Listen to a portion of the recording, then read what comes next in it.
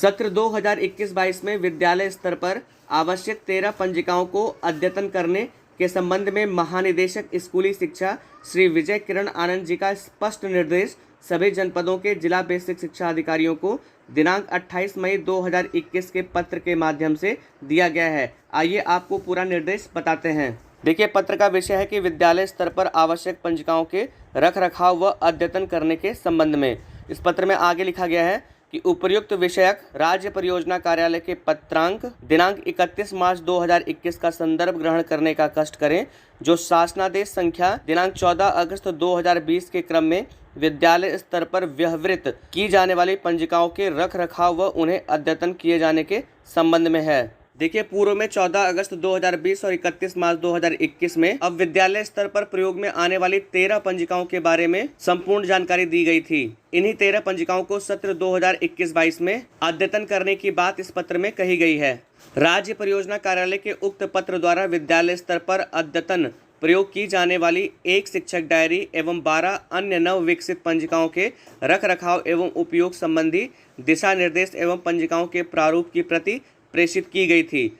उक्त पत्र द्वारा पंजिकाओं के उपयोग एवं रख रखाव के संबंध में प्रेषित निर्देश निम्नवत हैं। देखिए, जो पहले पत्र आए थे उसमें स्पष्ट किया गया था कि 13 पंजिकाओं में एक शिक्षक डायरी होगी और 12 अन्य नव विकसित पंजिकाएं होंगी, जिसके रख रखाव और उनके जो प्रारूप हैं उसके बारे में पूर्ण जानकारी प्रेषित की गई थी। अब इन्हीं पंजिकाओं के रख रखाव के संबंध में जो निर्देश हैं वो इस प्रकार हैं। इसमें पहला निर्देश है कि उक्त पंजिकाएं नवीन शैक्षिक सत्र 2021-22 से प्रयोग में लाई जाएंगी। स्पष्ट है कि सत्र 2021-22 से ये सभी 13 पंजिकाएं उपयोग में लाई जाएंगी। दूसरा निर्देश है कि उक्त पंजिकाओं के क्रय आदि पर होने वाला व्यय विद्यालयों को प्रेषित कंपोजिट ग्रांट से किया जाएगा, कि इन पंजिकाओं को खरीदने के लिए जो मद है वो विद्यालय के कंपोजिट ग्रांट पे प्रेषित किया जाएगा। तीसरा है, शिक्षक डायरी शिक्षकों के पास रहेगी। अन्य समस्त पंजिकाएं प्रधानाध्यापक कक्ष में सुव्यवस्थित एवं सुरक्षित उपलब्ध होनी चाहिए। देखिए, 13 पंजिकाओं में जो पहली पंजिका है शिक्षक डायरी, वो शिक्षकों के पास में रहेगी और जितनी भी अन्य पंजिकाएं हैं वो प्रधानाध्यापक कक्ष में सुव्यवस्थित और सुरक्षित रखी जाएगी। इसमें चौथा निर्देश है कि बच्चों एवं विद्यालयों के रिपोर्ट कार्ड ऑनलाइन उपलब्ध होने के कारण पृथक पत्रावली में प्रिंट रूप में संरक्षित रखे जाएंगे। देखिए, अब जो बच्चों के रिपोर्ट कार्ड हैं, जैसे सेट 1 सेट 2 जो रिपोर्ट कार्ड हैं वो ऑनलाइन उपलब्ध होते हैं, इसलिए उनके लिए अलग से पृथक पत्रावली प्रिंट रूप में संरक्षित रखी जाएगी। इसमें पांचवा निर्देश है कि समस्त पंजिकाओं का रख रखाव एवं उन्हें अद्यतन किया जाना आवश्यक है। राज्य परियोजना कार्यालय द्वारा निर्देश प्रारूप पर ही पंजिकाएं व्यवहृत की जाएंगी। अब ये जितनी भी पंजिकाएं हैं उनका जो रख रखाव है उसे अद्यतन किया जाना है इस सत्र 2021-22 में। इसमें छठवां निर्देश है कि राज्य एवं जनपद स्तर के अधिकारियों के विद्यालय भ्रमण के दौरान उक्त समस्त पंजिकाएं विद्यालय में अवलोकनार्थ उपलब्ध कराई जाएं। देखिए, जनपद स्तर से या राज्य स्तर से जितने भी अधिकारी शैक्षिक भ्रमण पर विद्यालयों में जाएंगे उनके अवलोकन के लिए ये जो समस्त पंजिकाएं हैं वो वहां पर उपलब्ध करवाई जाएंगी, यानी कि जब भी निरीक्षण में अधिकारी आएंगे। इसमें सातवां है कि उक्त पंजिकाओं के अतिरिक्त विद्यालय में अन्य कोई पंजिका उपयोग में नहीं लाई जाएगी। इन पंजिकाओं के अलावा कोई और पंजिका विद्यालय में प्रयोग में नहीं लाई जाएगी तथा पूर्व की शेष पंजिकाएं अभिलेख के रूप में संरक्षित की जाएंगी और इससे पहले जितने भी पंजिकाएं थे उन्हें अभिलेख के रूप में संरक्षित किया जाएगा, यानी कि उन्हें अच्छे ढंग से सुरक्षित किया जाएगा।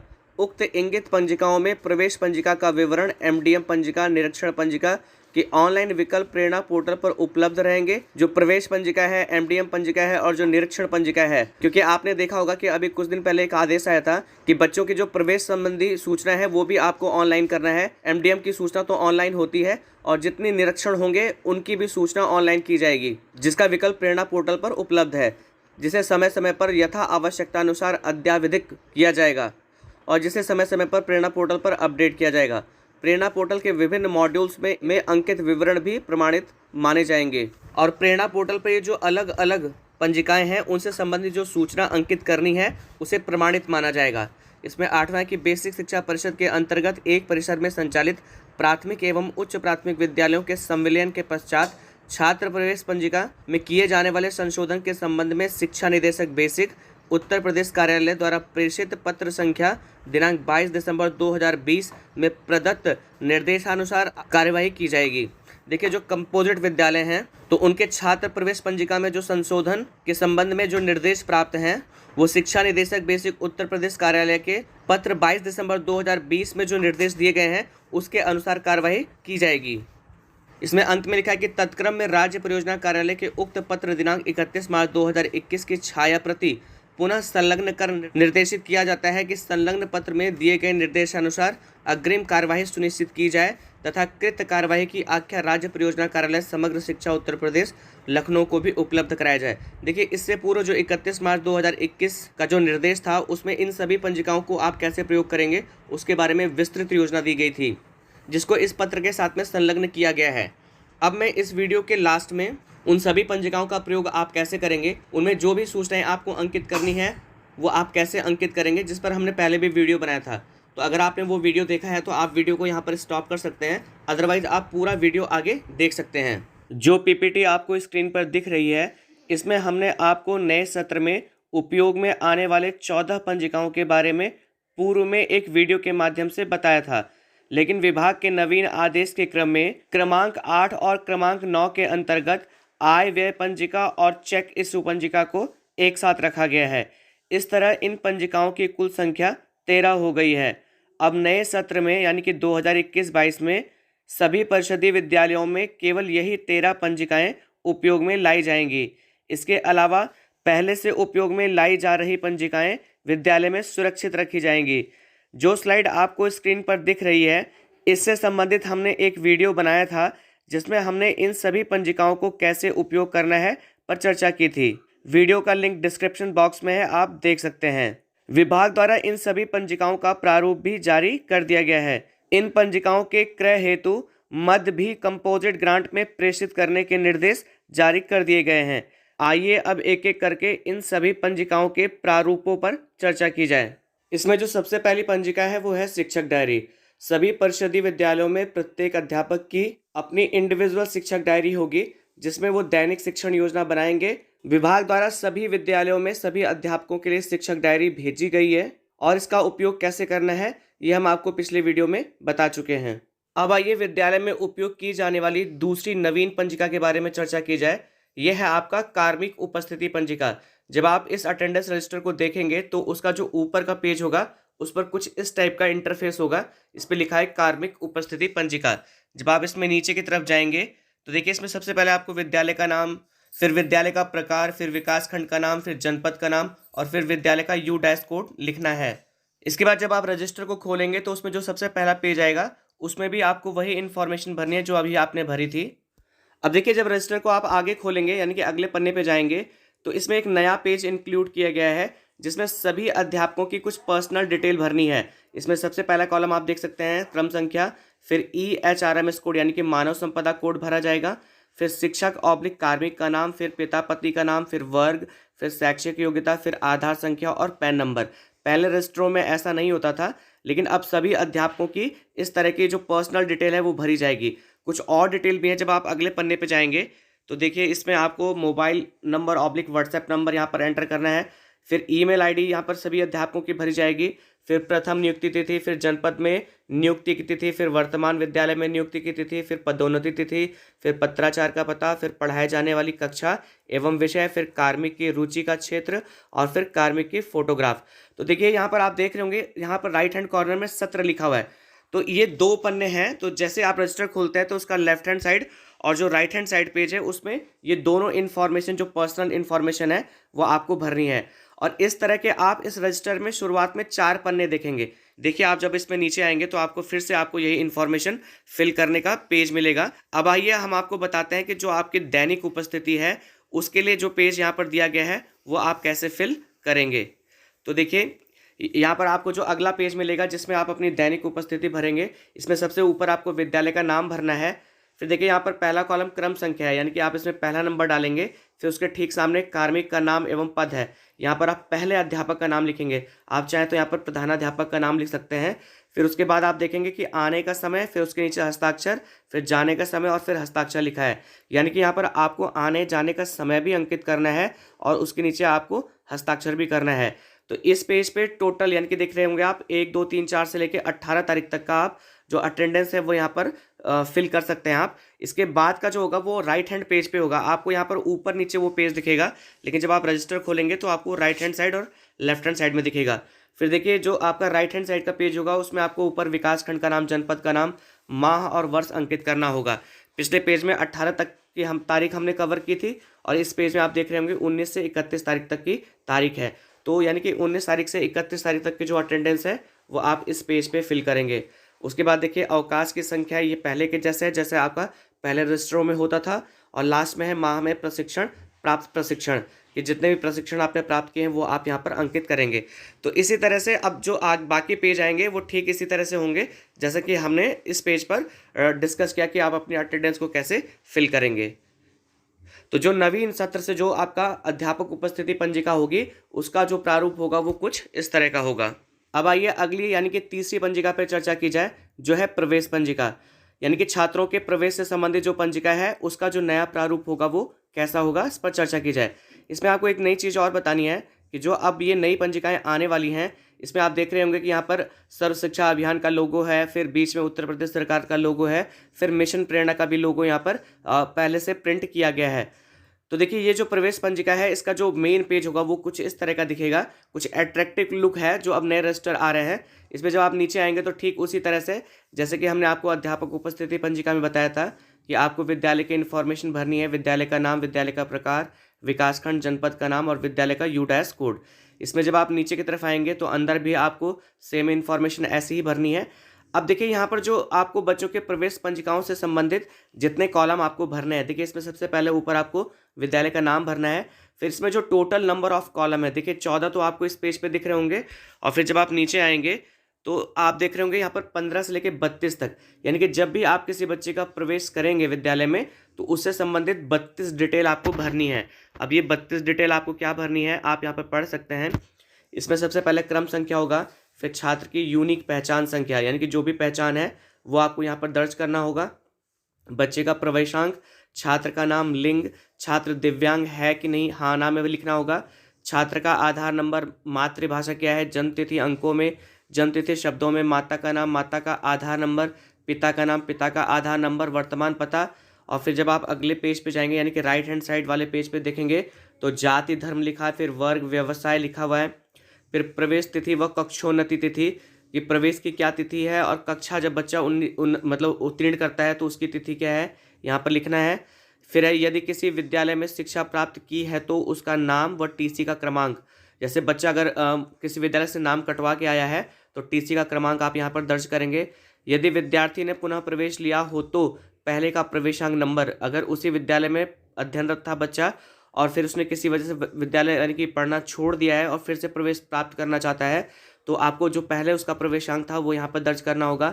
विद्यालय से उत्तीर्ण अंतिम कक्षा एवं उत्तीर्ण वर्ष आपको यहाँ पर मतलब कक्षा भी देखिए, कक्षा वाले कॉलम में कक्षा लिखेंगे और वर्ष वाले कॉलम में वर्ष लिखेंगे। टीसी निर्गमन ऑब्लिक विद्यालय छोड़ने की तिथि व कारण, तिथि भी लिखना है और कारण भी लिखना है। और फिर अन्य विवरण जो बच्चे से संबंधित है वो सबसे अंत में भरा जाएगा। तो इसी तरह से सारे पेजेस होंगे यानी कि हर बच्चे को आपको उससे संबंधित 32 डिटेल आपको प्रवेश के समय अंकित करना होगा। अब आइए अगली पंजिका यानी कि चौथी पंजिका पर चर्चा की जाए, जो है विद्यार्थी उपस्थिति पंजिका। तो देखिए इसका जो मेन पेज होगा उसका कुछ जो लुक होगा वो इस तरह से होगा। इसमें जब आप नीचे आएंगे तो ठीक उसी तरह से आपको विद्यालय की जो डिटेल है वो यहाँ पर फिल करनी होगी।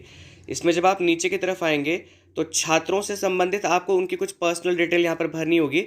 इससे संबंधित कुछ पेज होंगे यहाँ पर जिसमें सबसे पहला क्रम संख्या, फिर छात्र की यूनिक पहचान संख्या, फिर प्रवेशांक, विद्यार्थी का नाम, लिंग, जन्म तिथि, आधार संख्या, पिता का नाम, पिता का आधार संख्या, माता का नाम। और फिर देखिए ये तो लेफ्ट हैंड पेज पे होगा, ये डिटेल भरना होगा। इसमें 9 यानी कि 1 से लेकर 9 तक की डिटेल आपको भरनी है। और अगला जो पेज है इसमें आपको 10 से लेकर 17 तक जो बच्चे की जो पर्सनल डिटेल है वो यहाँ पर भरनी होगी।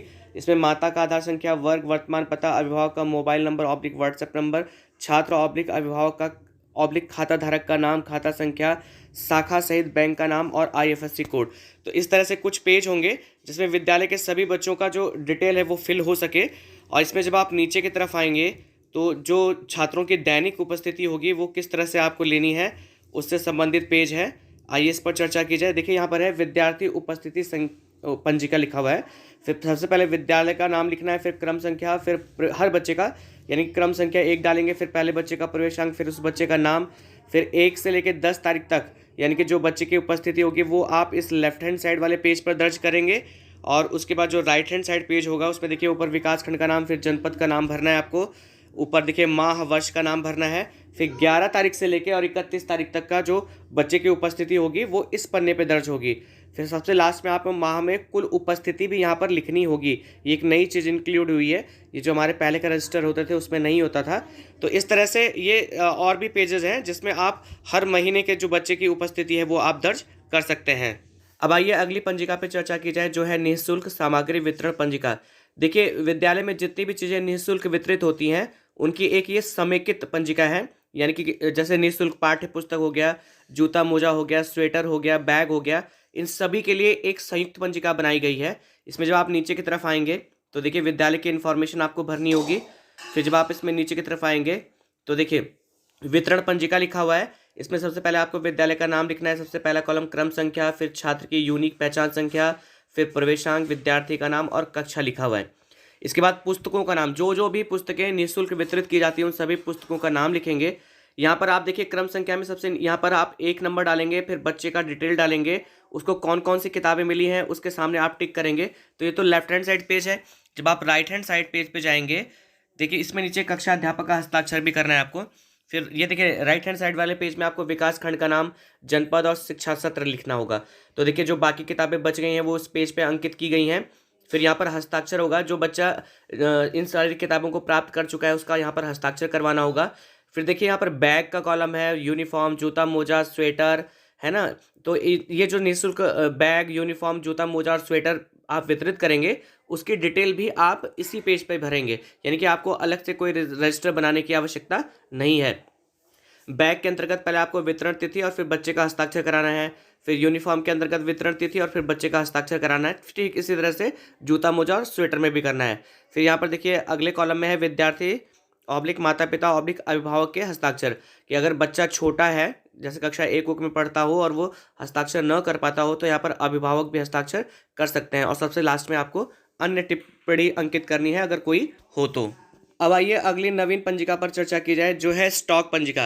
यानी कि विद्यालयों में जितनी भी चीज़ें होती हैं उनका जो स्टॉक पंजिका पे आप अंकन कैसे करेंगे इस नए फॉर्मेट पे, आइए उसे देखते हैं। देखिए इसका जो शुरू का जो इंटरफेस होगा रजिस्टर का वो कुछ इस तरह का होगा। सभी जो रजिस्टर है उनका बड़ा अट्रैक्टिव लुक बन चुका है। इसमें देखिए फिर आपको विद्यालय की जो पर्सनल इन्फॉर्मेशन है, यानी कि विद्यालय का नाम, उसका विद्यालय का टाइप, विकासखंड, जनपद और यूडैश कोड भरना होगा। इसमें जब आप नीचे की तरफ आएंगे तो देखिए आपको देखिए यह है स्टॉक पंजिका। विद्यालय का नाम भरना होगा, सबसे पहले क्रम संख्या, फिर क्रय तिथि, यानी किस तारीख को आपने वो चीज़ खरीदी है उसका नाम, उसका तिथि लिखना होगा। फिर उसका नाम लिखना है। फिर सामग्री का प्रकार, कंज्यूमेबल या नॉन कंज्यूमेबल, यानी कि अगर वो कंज्यूम की जा रही है कि नहीं की जा रही है उसकी डिटेल यहाँ पर आपको लिखनी होगी। फिर क्रय की गई सामग्री की संख्या, फिर यानी कि आप एक सीरियल नंबर डालेंगे 1 2 3 4 इस टाइप से आप डाल सकते हैं। फिर क्रय का मद, किस मद से आपने उसको खरीदा है। फिर चेक इशू पंजिका का क्रमांक, व्यय धनराशि, कि जब आपने खरीदा होगा तो उसके लिए जो चेक आपने दिया है उस इशू का जो आपका डेट वगैरह है, जो भी क्रमांक है और जितना भी अमाउंट आपने खर्च किया वो आपको यहाँ पर डालना होगा। तो ये तो लेफ्ट हैंड साइड वाला पेज हो गया। आप राइट हैंड साइड पेज पे, यानी कि देखिए इसमें आपको टोटल 6 इन्फॉर्मेशन भरनी है किसी भी सामान को जब आप खरीदेंगे, और उसके जब आप डिटेल एंटर करेंगे इस स्टॉक पंजिका पे। इसके बाद जब आप राइट हैंड साइड वाले पेज पे जाएंगे तो देखिए विकास खंड का नाम, जनपद, ऊपर देखिए वर्ष का नाम लिखना है आपको। फिर देखिए 7 से लेके 15 तक जो कुछ और इन्फॉर्मेशन आपको इस पेज पे भरनी है, कि बाउचर संख्या, कि बाउचर की संख्या क्या थी जब आपने उसको खरीदा था। निर्माता ऑब्लिक प्रकाशक ऑब्लिक आपूर्तिकर्ता का नाम, कि जो भी आपको स्लिप मिलेगी वहाँ से जब आपने उसको खरीदा है उसका जो आपको बिल मिलेगा उस पर निर्माता, प्रकाशक और आपूर्तिकर्ता का जो नाम होगा वो यहाँ पर एंटर करना होगा। फिर सत्यापनकर्ता ऑब्लिक प्रधानाध्यापक के हस्ताक्षर, तो सत्यापनकर्ता तो कोई होता नहीं है, यानी कि प्रधानाध्यापक यहाँ पर सिग्नेचर करेंगे। फिर निकासी संख्या और तिथि, कब आपने उसके लिए जो पैसा था वो कब आपने निकाला है ना, उसकी निकासी की संख्या और तिथि आपको यहाँ पर डालना होगा। यहाँ पर अगला है निष्प्रयोज्य सामग्री का विवरण, कि अगर कोई सामग्री प्रयोग में नहीं आती है, उसका प्रयोग नहीं होता है तो आपको उसका विवरण यहाँ पर लिखना होगा। स्टॉक में शेष सामग्री, कि स्टॉक में जो शेष सामग्री है उसकी डिटेल आपको यहाँ पर डालनी होगी।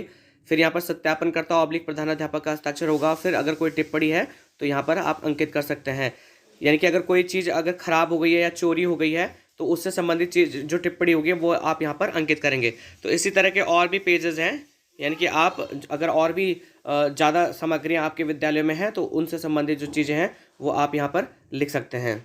अब आइए अगली पंजिका पर चर्चा की जाए, जो है आय व्यय चेक इशू पंजिका। यानी कि आय व्यय से संबंधित जो भी आपने चेक इशू किया है उससे संबंधित जो पंजिका है वो आप कैसे भरेंगे, उसकी जो नवीन पंजिका है, आइए इस पर चर्चा करते हैं। इसमें जब आप नीचे की तरफ आएंगे तो विद्यालय की डिटेल भरने के बाद आप जब नीचे की तरफ आएंगे तो देखिए यहाँ पे लिखा है कि आय व्यय एवं चेक इशू पंजिका, एमडीएम पंजिका।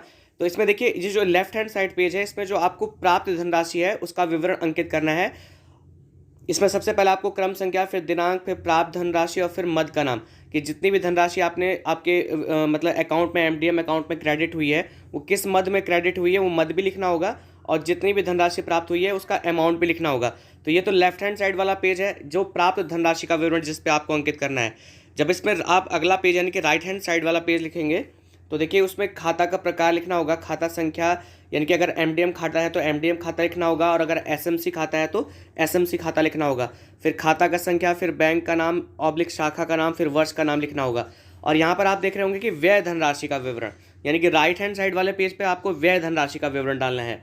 इसमें सबसे पहले आपको क्रम संख्या, फिर व्यय तिथि, फिर चेक संख्या, फिर व्यय धनराशि, यानी कि किस तिथि में आपने जो पैसा है वो व्यय किया है उसका जो चेक संख्या है, फिर जितना अमाउंट आपने व्यय किया है वो लिखना होगा। फिर कार्यदायी संस्था ऑब्लिक संबंधित पक्ष का नाम, कि जिसके नाम से आपने चेक काटा है उसका नाम लिखना होगा, उस कार्यदायी संस्था का नाम लिखना होगा या उस व्यक्ति का नाम लिखना होगा। फिर व्ययकर्ता का नाम, कि फिर अभियुक्ति लिखी जाएगी कि आपने किस मद में ये जो धन है वो आपने ये जो चेक काटा है वो किस मद में काटा है। फिर अवशेष धनराशि का विवरण, यानी कि जो चेक का अमाउंट है वो कटने के बाद जितना अवशेष धनराशि है वो यहाँ पर अंकित करना होगा। और फिर सबसे लास्ट में प्रधानाध्यापक के हस्ताक्षर। तो इस तरह से आपको जो प्राप्त धनराशि और व्यय धनराशि से टोटल संबंधित 12 इन्फॉर्मेशन आपको यहाँ पर लिखनी होंगी। इसमें जब आप नीचे की तरफ आएंगे तो और भी पेजेस हैं जिसमें आप सेम डिटेल इसी तरह से जैसे हमने आपको पहले बताया वो आप दर्ज कर सकते हैं। अब आइए अगली पंजिका पर चर्चा की जाए, जो है बैठक पंजिका। आपके विद्यालय में जितनी भी बैठक होती हैं उनसे संबंधित आपकी केवल यही एक पंजिका होगी। इसमें जब आप नीचे की तरफ आएंगे तो विद्यालय की डिटेल भरने के बाद आप देखिए यहाँ पर जो आपकी बैठक की कार्यवाही वगैरह है वो आप कैसे लिखेंगे। देखिए बैठक से संबंधित जो इसमें सबसे पहला पेज होगा इस पर लिखा है बैठक पंजिका। इसमें राइट हैंड कॉर्नर में सबसे ऊपर माह लिखना है, फिर वर्ष का नाम लिखना है, फिर देखिए इसमें विद्यालय का नाम, विकास खंड का नाम, जनपद का नाम और शैक्षिक सत्र आपको अंकित करना होगा। बैठक का विषय अंकित करना होगा, फिर बैठक की तिथि अंकित करनी होगी, फिर उपस्थित सदस्यों की संख्या लिखनी होगी, फिर उपस्थित सदस्यों का विवरण आपको भरना होगा। इसमें सबसे पहले देखिए यहाँ पर एजेंडा लिखा हुआ है कि जो भी बैठक का एजेंडा है वो आपको यहाँ पर लिखना होगा। फिर कार्यवृत्ति के अंतर्गत जो भी उसमें कार्यवाही हुई है बैठक में वो सभी चीज़ें आपको यहाँ पर अंकित करनी होगी। उपस्थित सदस्यों के विवरण में आपको उनका नाम, पद का नाम और उनका हस्ताक्षर करवाना होगा। इसको आप कॉलम में भी डिवाइड कर सकते हैं। और सबसे लास्ट में यहाँ पर प्रधानाध्यापक अपना हस्ताक्षर करेंगे। अब अगले क्रम में जो अगली पंजिका है वो है निरीक्षण पंजिका। इसमें आपको नीचे की तरफ आना है, विद्यालय की डिटेल भरना है। विद्यालय के डिटेल भरने के बाद जो इसमें सबसे पहला पेज है इस पर लिखा है कि निरीक्षण पंजिका। इसमें सबसे पहले क्रम संख्या, दिनांक व समय लिखना होगा। निरीक्षण करने वाले अधिकारी का नाम ऑब्लिक पद यहाँ पर लिखा जाएगा, फिर विभाग का नाम लिखा जाएगा। इसकी ये लेफ्ट हैंड साइड वाला पेज है। उसके बाद जो राइट हैंड साइड वाला पेज होगा उसमें देखिए विद्यालय में नामांकित छात्र छात्राओं की संख्या, यानी कि जिस तिथि पर आपका विद्यालय का निरीक्षण हुआ है उस दिन आपके विद्यालय में जो नामांकित छात्र संख्या है वो लिखी जाएगी। फिर विद्यालय में उपस्थित छात्र संख्या लिखी जाएगी। फिर प्रधानाध्यापक ऑब्लिक सहायक अध्यापक ऑब्लिक अनुदेशक और फिर शिक्षा मित्र, यहाँ पर देखिए कार्यरत कितने हैं और फिर उनकी उपस्थित उस दिन कितने हैं वो लिखा जाएगा। फिर मध्याह्न भोजन की गुणवत्ता लिखी जाएगी। फिर विद्यालय के शैक्षिक व भौतिक परिवेश के संबंध में अगर कोई टिप्पणी होगी तो जो भी निरीक्षण करता होगा वो यहाँ पर अंकित करेंगे। और फिर सबसे अंतिम में जो निरीक्षण करता होंगे वो अपने हस्ताक्षर यहाँ पर दर्ज करेंगे। इसी तरह से और भी पेज हैं कि यानी कि मतलब अन्य तिथियों में जब भी निरीक्षण होगा तो उनका जो अंकन होगा वो अगले कॉलम में अगले क्रम संख्या के अंतर्गत होगा। अब देखिए जो अगली पंजिका है वो है पत्र व्यवहार पंजिका। देखिए कुछ जनपदों में लॉग बुक पंजिका चलती है तो उसके जगह पे अब केवल पत्र व्यवहार पंजिका ही चलाई जाएगी। इसमें देखिए आप जब नीचे आएंगे तो विद्यालय के डिटेल भरने के बाद जब आप नीचे की तरफ आएंगे तो देखिए यहाँ पर लिखा हुआ है कि पत्र व्यवहार पंजिका। इसमें सबसे पहले क्रम संख्या, फिर दिनांक, फिर पत्र की संख्या, यानी कि 1 2 3 4 आपको जो भी क्रम संख्या होगा उसके अकॉर्डिंग डालना होगा। फिर प्राप्ति ऑब्लिक प्रेषण है कि अगर आप जैसे किसी को चार्ज दे रहे हैं तो यहाँ पर जो भी प्राप्त करेगा चार्ज उसका नाम लिखना होगा, या आप जिसको ये मतलब पत्र प्रेषित कर रहे हैं, जहाँ भी जा रहे हैं जिसको आप ये पत्र प्रेषित कर रहे हैं उसका नाम लिखना होगा। फिर जो भी विषय होगा, पत्र का जो सारांश होगा वो यहाँ पर लिखना होगा कि किस कार्य के लिए आप जा रहे हैं। तो ये तो लेफ्ट हैंड साइड वाला पेज है। जब आप इसमें आगे की तरफ चलेंगे तो राइट हैंड साइड वाले पेज में देखिए यहाँ पर नाम तथा पता लिखा हुआ है। फिर है प्रेषण साधन टिकट के मूल्य के साथ, और फिर सबसे लास्ट में है विवरण ऑब्लिक अभ्युक्ति। पहले ऐसा नहीं होता था, इसमें जो टिकट के मूल्य के साथ में जो प्रेषण साधन लिखा हुआ है इस पर अभी हमें जानकारी नहीं है। जैसे ही जानकारी प्राप्त होगी आपको इसके विषय में बता दिया जाएगा। इसमें जो अगली पंजिका है वो है बाल गणना पंजिका। इसमें जब आप नीचे की तरफ आएंगे तो विद्यालय की डिटेल भरने के बाद बच्चों की बाल गणना से संबंधित जो पेज है, देखिए यहाँ पर लिखा है बाल गणना पंजिका। सबसे पहले विद्यालय का नाम, फिर मजरे का नाम, फिर ग्राम सभा का नाम, और देखिए इसमें जो पहला पेज होगा इसमें सबसे पहले क्रम संख्या होगा। फिर जो बच्चों से संबंधित जो आपको सूचनाएं दर्ज करनी है उसमें देखिए छात्र की यूनिक पहचान संख्या, प्रवेशांक, बच्चे का नाम, लिंग, जाति, धर्म, वर्ग, जन्मतिथि, पिता का नाम, शैक्षिक योग्यता, व्यवसाय, माता का नाम, शैक्षिक योग्यता, व्यवसाय, पता, वो मोबाइल नंबर आपको दर्ज करना होगा। यानी कि टोटल आपको 14 इन्फॉर्मेशन एक बच्चे से संबंधित दर्ज करनी होगी। फिर उसके बाद जब आप अगले पन्ने पे जाएंगे तो देखिए कुछ और इन्फॉर्मेशन आपको भरनी है, जैसे APL/BPL, नामांकन की स्थिति हाँ नहीं, नामांकित विद्यालय, नामांकन न कराने का कारण, पूर्ण की गई अंतिम कक्षा, विद्यालय छोड़ने का कारण, वर्तमान व्यवसाय, निकटस्थ विद्यालय की दूरी, प्राथमिक और उच्च प्राथमिक दोनों से कितनी दूरी है वो लिखना होगा, दिव्यांगता है कि नहीं, और अगर है तो क्या किस प्रकार का है वो लिखना होगा, घुमंतु परिवार हाँ कि नहीं लिखना होगा, और स्थायी पता लिखना होगा। तो इस तरह से जो बाल गणना से संबंधित जो आपकी एक नवीन पंजिका आई है और उससे संबंधित आपको किसी भी बच्चे की जब आप इंफॉर्मेशन दर्ज करेंगे तो उससे संबंधित आपको 27 जो बातें हैं वो यहाँ पर आपको दर्ज करनी होंगी। अब इसमें जो सबसे अंतिम पंजिका है वो है पुस्तकालय एवं खेलकूद पंजिका। इसमें जब आप नीचे की तरफ आएंगे तो विद्यालय की डिटेल भरने के बाद इसमें जो सबसे पहला पेज है इस पे देखिए लिखा हुआ है यहाँ पर कि पुस्तकालय एवं खेलकूद पंजिका, पुस्तक आवंटन विवरण, कि जब भी आप किसी बच्चे को पुस्तक या खेलकूद से संबंधित सामग्री देंगे तो उसका आवंटन आपको कैसे दर्ज करना है वो देखिए क्या करना होगा आपको। सबसे पहले विद्यालय का नाम, फिर क्रम संख्या, फिर पुस्तक का नाम, जो भी पुस्तक आप बच्चे को दे रहे हैं उसका संख्या लिखना होगा अगर उस पर कोई क्रमांक है, फिर पुस्तक का नाम लिखना होगा, फिर विद्यार्थी का नाम एवं कक्षा, कि जिस भी विद्यार्थी को आपने ये पुस्तक दी है उसका नाम और उसकी कक्षा आपको यहाँ पर दर्ज करनी होगी। इसके बाद अगले पेज में आपको देखिए यहाँ पर विकास खंड का नाम, जनपद, शैक्षिक सत्र, यानी कि ये जो राइट हैंड साइड वाला पेज होगा उसमें निर्गमन की तिथि, की किस तिथि को आपने पुस्तक या जो खेलकूद से संबंधित सामग्री है वो दी है, फिर प्राप्तकर्ता के हस्ताक्षर यानी कि जो भी बच्चा होगा उसका हस्ताक्षर होगा, फिर वापसी की तिथि, जब भी बच्चे ने उस पुस्तक को या खेलकूद से संबंधित सामग्री को वापस किया है वो तिथि, फिर प्रभारी के हस्ताक्षर, जिन्होंने भी उस पुस्तक या खेलकूद से संबंधित सामग्री बच्चे को दी है उनका हस्ताक्षर होगा, और फिर टिप्पणी में अगर कोई पुस्तक फट जाती है या खेलकूद से संबंधित जो सामग्री है वो टूट जाती है तो वो टिप्पणी यहाँ पर दर्ज की जाएगी। तो इस तरह से इसमें और भी पेज हैं। ये जब भी पहला पेज भर जाएगा तो फिर दूसरे पेज का उपयोग किया जाएगा।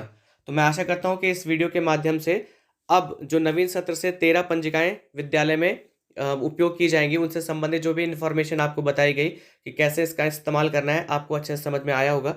अगर आपको ये वीडियो पसंद आया तो आपसे निवेदन है कि इस वीडियो को लाइक, शेयर, कमेंट जरूर करिएगा। चैनल को सब्सक्राइब करिएगा ताकि विभाग से संबंधित जो और भी महत्वपूर्ण सूचनाएं हैं वो आपको समय से मिलती रहें। वीडियो देखने के लिए आप सभी लोगों का बहुत बहुत